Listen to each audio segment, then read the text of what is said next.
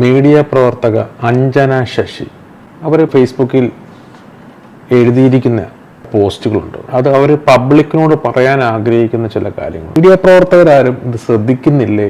നമ്മുടെ മീഡിയക്കാരെല്ലാവരും വളരെ ശക്തമായി സ്ത്രീകൾക്ക് വേണ്ടി സംസാരിക്കുന്നവരാണ്. ഹേമ കമ്മിറ്റി റിപ്പോർട്ട് വന്നപ്പം നടന്മാരെയും ഡയറക്ടർമാരെയും പ്രൊഡ്യൂസേഴ്സിനെയൊക്കെ അവർ വലിച്ചു കീറിയിട്ടുണ്ട്. മാസങ്ങളോളം മീഡിയ പ്രവർത്തകർ അന്തിച്ചർച്ചയ്ക്കും അല്ലാതെയുള്ള ചർച്ചകൾക്കൊക്കെ ഈ ടോപ്പിക്ക് തന്നെ അവർ ഇട്ടുകൊണ്ടിരുന്ന. പക്ഷേ അവർക്കിടയിൽ ഒരു പ്രശ്നം അവരെന്തുകൊണ്ട് അഡ്രസ്സ് ചെയ്തിട്ടില്ല എന്നൊരു ചോദ്യമുണ്ട്. ഒരു മാതൃഭൂമിയിലുള്ള റിപ്പോർട്ടറാണ്. അപ്പോൾ അവർക്ക് മാതൃഭൂമി ജോലി ചെയ്യുമ്പം അവിടെ നിന്ന് കിട്ടിയ അനുഭവം അത്ര സുഖമുള്ള കാര്യമല്ല. അവർ അതിനെക്കുറിച്ച് പറയുന്നുണ്ട് ആ ഫേസ്ബുക്ക് കുറിപ്പിൻ്റെ അകത്ത്. ഞാൻ മാതൃഭൂമിയിൽ നിന്നും രാജിവെച്ചു, അതാണ് അവർ ടൈറ്റിലായിട്ട് കൊടുത്തിരിക്കുന്നത്. താഴോട്ട് അതിൻ്റെ കാര്യങ്ങളൊക്കെ പറയും. എന്തിന് രാജിവെച്ചു? സ്ഥാപനത്തിനുള്ളിൽ നിന്ന് തന്നെ പോരാടാമായിരുന്നില്ലേ എന്നൊക്കെ ആളുകൾ ചോദിക്കുമ്പോൾ അതിനുള്ള മറുപടിയാണ് അവരവിടെ പറയുന്നത്. നിങ്ങൾക്കത് ഡീറ്റെയിൽ ആയിട്ട് വായിച്ചു കഴിഞ്ഞാൽ കാര്യങ്ങൾ മനസ്സിലാവും. ഈ കാര്യങ്ങൾ മറ്റ് മീഡിയ പ്രവർത്തകർക്ക് അറിയില്ല എന്ന് നമ്മൾ ധരിക്കണോ, അല്ലെ അറിഞ്ഞുകൊണ്ട് കണ്ണടച്ചു വെച്ചിരിക്കുകയാണോ അവർ എന്നാണ് നമുക്കറിയേണ്ടത്. ഇവിടെ എല്ലാ മീഡിയക്കാരും ഉണ്ട്, ആരും ഇതിനെക്കുറിച്ച് സംസാരിക്കുന്നില്ല. സിനിമാക്കാരുടെ ഒരു ഇഷ്യൂ വരുമ്പം കത്തിക്കേറി വരുന്ന റിപ്പോർട്ടേഴ്സും നമുക്കറിയാം. അവർ പറയുന്ന വേർഡുകളൊക്കെ സിനിമയെ വെല്ലുന്ന ഡയലോഗുകളാണ്. പക്ഷേ സ്വന്തം തങ്ങളെപ്പോലെ തന്നെ മാധ്യമരംഗത്ത് പ്രവർത്തിക്കുന്ന ഒരു സ്ത്രീക്കുണ്ടായ അനുഭവം അതിനെക്കുറിച്ചൊന്ന് സംസാരിക്കാനോ അതിനെക്കുറിച്ച് ഒരു പോസ്റ്റ് ഫേസ്ബുക്കിൽ പോലും ഇടാനോ അല്ലെങ്കിൽ വീഡിയോകളിൽ മാധ്യമത്തിൽ പറയാനോ ഒരു മാധ്യമ പ്രവർത്തകരും വന്നിട്ടില്ല. അത് വളരെ ദുഃഖമുള്ളൊരു കാര്യമാണ്. ഞാൻ ഇതിനെക്കുറിച്ച് ചെക്ക് ചെയ്തപ്പം കർമ്മ ന്യൂസ് എന്ന ചാനലിൽ അതിനെക്കുറിച്ച് 2-3 മാസം മുമ്പ് ഇത് പറയുന്നുണ്ടായിരുന്നു. നമുക്ക് ആ വീഡിയോ ഒന്ന് കണ്ടു നോക്കാം. മാതൃഭൂമിക്കെതിരെ ഗുരുതരമായ ആരോപണം. MD-ക്ക് ജീവനക്കാരുടെ കത്ത്. കത്തിലെ പ്രധാന വരികൾ ഇങ്ങനെ: അച്ചടിപത്ര കുലപതിയായ മാതൃഭൂമിയിൽ പെൺമക്കൾ അടക്കമുള്ള ഒരു സ്ത്രീയും ഒരു കാലത്തും സുരക്ഷിതരായിരിക്കില്ല എന്ന സന്ദേശം.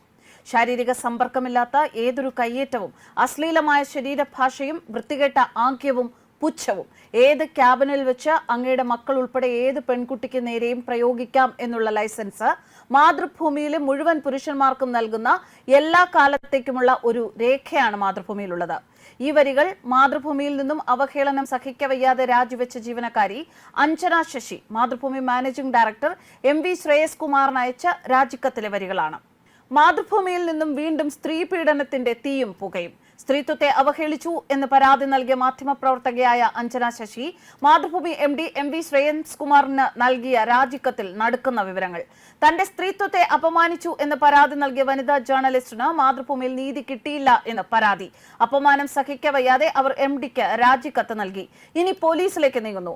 KUWJ സെക്രട്ടറി കൂടിയായ അഞ്ജന ശശി നൽകിയ പരാതിയിൽ മാതൃഭൂമി ഒരു കമ്മിറ്റിയെ നിയോഗിച്ചു. എന്നാൽ അന്വേഷണ കമ്മീഷൻ തന്നെ വീണ്ടും അപമാനിച്ചു എന്ന് പരാതിക്കാരി തുറന്നടിച്ചു.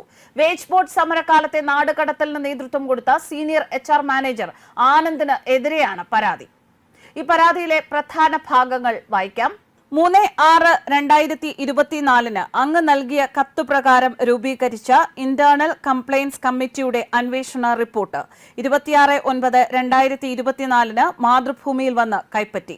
സ്ത്രീകൾക്കെതിരെ തൊഴിലിടങ്ങളിൽ നടക്കുന്ന ഹരാസ്മെന്റുകളെ കുറിച്ച് നടത്തുന്ന ഒരു ഇന്റേണൽ കംപ്ലയിൻസ് കമ്മിറ്റിയുടെ റിപ്പോർട്ട് എന്തായിരിക്കരുത് എന്നും അതിന്റെ പ്രൊസീഡിംഗ്സ് എന്തായിരിക്കരുത് എന്നും ലോകത്തിനു മുന്നിൽ ഉദാഹരണമായി സമർപ്പിക്കാവുന്ന ഒരു റിപ്പോർട്ടാണ് നിർഭാഗ്യവശാൽ എനിക്ക് ലഭിച്ചത് എന്ന് പറയാതിരിക്കാൻ പറ്റുന്നില്ല. അനക്ഷർ 3A1 പേജ് 16 ജീവനക്കാരുടെ ഹാജർ നിലയും ലീവും കൈകാര്യം ചെയ്യുന്നത് ടൈം സെക്ഷനാണ്. ഇതിൽ ഞാൻ ഒരു ഫോർജറിയും ചെയ്തിട്ടില്ല എന്ന് മാതൃഭൂമിയിലെ സീനിയർ ജനറൽ മാനേജർ HRD ആയിരുന്നയാൾ പറഞ്ഞൊഴിയുന്നത് ഞെട്ടിക്കുന്നതാണ്. ഏത് ഡിപ്പാർട്ട്മെന്റിന്റെ കീഴിലാണെങ്കിലും ഹാജർ നിലയും എടുത്ത ലീവുകളും വർക്ക് ചെയ്ത ദിവസങ്ങളും കമ്പനിയുടെ ആകെ പ്രവൃത്തി ദിവസങ്ങളും ടാലിയാകേണ്ടതുണ്ട്. JME എനിക്ക് അയച്ച കത്തിലെ എന്റെ ഹാജർ നില സംബന്ധിച്ച കണക്കുകൾ ടാലിയാകുന്നില്ല. ഇവിടെ താനല്ല ടൈം ഡിപ്പാർട്ട്മെന്റാണ് ഫോർജറി നടത്തിയത് എന്ന ശ്രീ ആനന്ദിന്റെ പരാമർശത്തിൽ അന്വേഷണം നടത്തി കുറ്റക്കാർക്കെതിരെ നടപടി സ്വീകരിക്കേണ്ടതുണ്ട്. ICC റിപ്പോർട്ടിൽ പേജ് 16 അവസാന ഭാഗത്ത് he further denies making any forgery in the leave records of the complaints and asserts that he is not the custodian of the leave records എന്ന് കമ്മിറ്റി വിലയിരുത്തിയതായി കാണുന്നു. ശ്രീ ആനന്ദിന്റെ സ്റ്റേറ്റ്മെന്റായി കിട്ടിയ അനക്ഷർ 3A1 പേജ് 13 അവസാന ഭാഗത്തും page 14 ആദ്യ ഭാഗത്തും സൂചിപ്പിക്കുന്ന മനോജ് കെ ദാസ് എന്ന പേരുമായി ചേർത്തുവെക്കുന്ന പരാമർശങ്ങളിലേക്ക് ഞാൻ അങ്ങയുടെ ശ്രദ്ധ ക്ഷണിക്കുന്നു. എഡിറ്ററായ മനോജ് കെ ദാസിന്റെ പാവയായി മാറി ആനന്ദിനെ കുടുക്കാൻ ഞാൻ ശ്രമിക്കുകയാണ് എന്ന ഗുരുതരമായ ഒരു ആരോപണവും അദ്ദേഹം ഉന്നയിക്കുന്നുണ്ടല്ലോ. അനക്ഷർ 3A1 പേജ് 13-14 സൂചിപ്പിക്കുന്ന ഈ കാര്യങ്ങളിൽ ICC കടുത്ത മൗനം പാലിച്ചു എന്നതിനോട് ചേർത്ത് ചില കാര്യങ്ങൾ കൂടി അങ്ങയോട് വെളിപ്പെടുത്താൻ ഞാൻ ആഗ്രഹിക്കുന്നു. നിലവിലെ എഡിറ്റർക്കെതിരെ ഗുരുതരമായ ആരോപണമാണ് നിലവിലെ സീനിയർ ജനറൽ മാനേജർ ഉന്നയിച്ചിരിക്കുന്നത്. ഈ അപവാദ കെട്ടുകഥയും ഞാൻ അങ്ങയുടെ ശ്രദ്ധയിൽപ്പെടുത്തുന്നു. മാതൃഭൂമിയിലെ ടോപ്പ് പൊസിഷനിൽ ഇരിക്കുന്ന 2 അധികായന്മാർ തമ്മിലുള്ള വടംവലിക്കിടയിൽ കുരുക്കി ഒരു ജേർണലിസ്റ്റ് എന്ന നിലയിലുള്ള എന്റെ കരിയർ എന്നേക്കുമായി ഇല്ലാതാക്കിയിരിക്കുന്നു. ആരോപണം ഉന്നയിച്ച ആൾ ശ്രീ ആനന്ദിന്റെ പകയിൽ അപമാനിക്കപ്പെട്ട് രോഗിയായി മാറി തൊഴിലിടത്തിൽ നിന്ന് മാറ്റി നിർത്തപ്പെട്ട് ഞാൻ അങ്ങയുടെ മുന്നിൽ നിസ്സഹായയായി നിൽക്കുകയാണ്.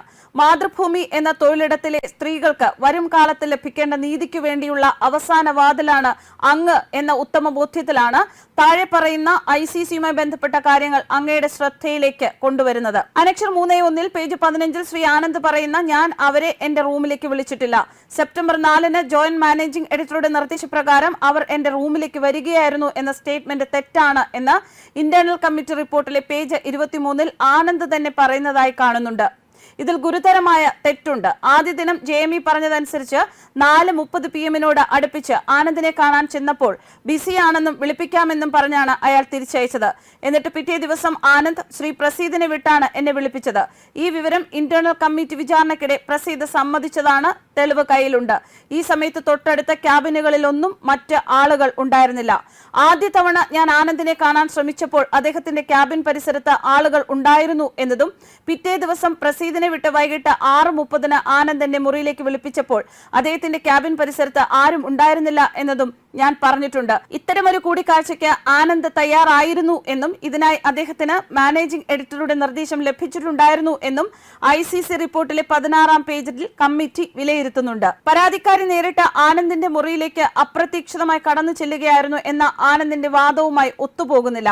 പരാതിക്കാരിയുമായി സംസാരിക്കുമ്പോൾ കൈക്കൊള്ളേണ്ട നിലപാടിനെ കുറിച്ച് കൃത്യമായ നിർദ്ദേശം JMEയിൽ നിന്ന് ലഭിച്ച ആരോപണ വിധേയൻ പക്ഷെ തന്റെ മൊഴിയിൽ അപ്രതീക്ഷിതമായി പരാതിക്കാരി സ്വന്തം നിലയ്ക്ക് കയറുമെന്ന് സംസാരിക്കുകയായിരുന്നു എന്ന നിലപാട് എടുക്കാൻ കാരണം അന്ന് അവിടെ അരുതാത്തത് സംഭവിച്ചു എന്ന അദ്ദേഹത്തിന് കൃത്യമായ ബോധ്യം ഉള്ളതുകൊണ്ട് മാത്രമാണ്. സംഭവം നടന്നതിന് തൊട്ടുപുറകെ എന്റെ സ്ത്രീത്വത്തിന് അപമാനകരമായ രീതിയിൽ ആനന്ദ് പെരുമാറി എന്ന് JMEയോട് പരാതി പറഞ്ഞിരുന്നല്ലോ.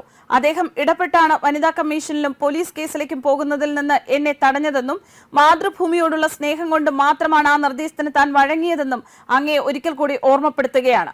മാതൃഭൂമി എന്ന വലിയ സ്ഥാപനത്തിന്റെ സൽപ്പേരിന് ആനന്ദ് എന്ന ഒരു കളങ്കിത വ്യക്തിയുടെ മോശം പെരുമാറ്റം കൊണ്ട് പേരുദോഷം ഉണ്ടാകരുതല്ലോ എന്ന ചിന്തയും ഇതിന് കാരണമായിട്ടുണ്ട്. അതുകൊണ്ട് പരാതി നൽകാൻ വൈകി എന്ന പരാമർശം റിപ്പോർട്ടിലുള്ളത് നിലനിൽക്കുന്നതല്ല എന്ന് അങ്ങയെ അറിയിക്കുന്നു. ശാരീരിക സമ്പർക്കമില്ലാത്ത ഏതൊരു കയ്യേറ്റവും അശ്ലീലമായ ശരീരഭാഷയും വൃത്തികെട്ട ആംഗ്യവും പുച്ഛവും ഏത് ക്യാബിനിൽ വെച്ച് അങ്ങയുടെ മക്കൾ ഉൾപ്പെടെ ഏത് പെൺകുട്ടിക്ക് നേരെയും പ്രയോഗിക്കാമെന്നുള്ള ലൈസൻസ് മാതൃഭൂമിയിലെ മുഴുവൻ പുരുഷന്മാർക്കും നൽകുന്ന എല്ലാ കാലത്തേക്കുമുള്ള ഒരു രേഖയാണ്. അങ്ങയുടെ കയ്യിലിരിക്കുന്ന ഏകപക്ഷീയമായ ICC റിപ്പോർട്ട് എന്ന കാര്യം മാതൃഭൂമി കുടുംബത്തിന്റെ തലവൻ എന്ന നിലയിൽ അങ്ങ് ഗൗരവത്തിലെടുക്കണം എന്ന ഉദ്ദേശത്തിലാണ് ഈ കത്ത് എഴുതുന്നത്. ഇത് വരും തലമുറയിലെ പെൺകുട്ടികൾ അവിടെ ആത്മാഭിമാനത്തോടെ സ്ത്രീത്വത്തിന് മുറിവേൽക്കാത്ത രീതിയിൽ പ്രവർത്തിക്കണം എന്ന ഒറ്റ ആഗ്രഹത്തിലാണ് ഇതിനു മുൻപും ഇക്കാര്യം അങ്ങയോട് പരാതിപ്പെട്ടത്. ഇങ്ങനെയാണ് ആ പരാതിയുടെ ഭാഗങ്ങൾ പോകുന്നത്. ഇത് 2-3 മാസം മുമ്പ് കർമ്മ ന്യൂസ് ഈ വീഡിയോ ഇട്ടത്. ഇവിടെ മുഖ്യധാര മാധ്യമങ്ങൾ ഒരുപാടുണ്ട്. ആരും ഇവരെ അറിയുന്നില്ല എന്നാണ് നമ്മൾ കരുതേണ്ടത് അല്ലേ? ഒരു മാധ്യമപ്രവർത്തക നിങ്ങൾ മറ്റുള്ളവരുടെ മേഖലകളിൽ സിനിമാ മേഖല അല്ലെ രാഷ്ട്രീയം അല്ലെന്നുണ്ടെങ്കിൽ യൂട്യൂബർ നടൻ എക്സിന് നേരെ പീഡന പരാതി വന്നിരിക്കുന്നത്, പീഡന വാർത്തകൾ ഒരുപാട് പ്രസന്റ് ചെയ്യുന്നത് ആണ് നമ്മുടെ മാധ്യമം. ഈ സിനിമാക്കാർക്കെതിരെയുള്ള പീഡന പരാതികൾ വരുമ്പോൾ ഏതോ ഡയറക്ടറോ ആക്ടറോ ചോദിക്കുന്നു നിങ്ങൾക്കിടയിൽ പീഡനം നടക്കുന്നില്ലേ? അപ്പം നിങ്ങൾ പറഞ്ഞ് ഇല്ല, ഞങ്ങൾക്ക് ഞങ്ങളുടെ അസോസിയേഷനൊക്കെ വളരെ സ്ട്രോങ് അതൊക്കെ നിങ്ങൾ പറഞ്ഞ്. ഈ പീഡനം എല്ലാ മേഖലയിലും ഉണ്ട്. നിങ്ങൾ ചവിട്ടി നിൽക്കുന്ന നിലം, ആ നിലത്തിന് ചുറ്റുപാടും ഉള്ള സ്ഥലം, ഇടത് വലത് ഭാഗത്ത് നിൽക്കുന്ന പ്രശ്നങ്ങൾ കാണാതെ അങ്ങ് നിങ്ങളിൽ നിന്നൊരു 10 കിലോമീറ്റർ ദൂരെ ഭാഗം നിൽക്കുന്ന പ്രശ്നത്തെ നിങ്ങൾ എത്തി നോക്കുന്നൊരു ഇതുണ്ടല്ലോ.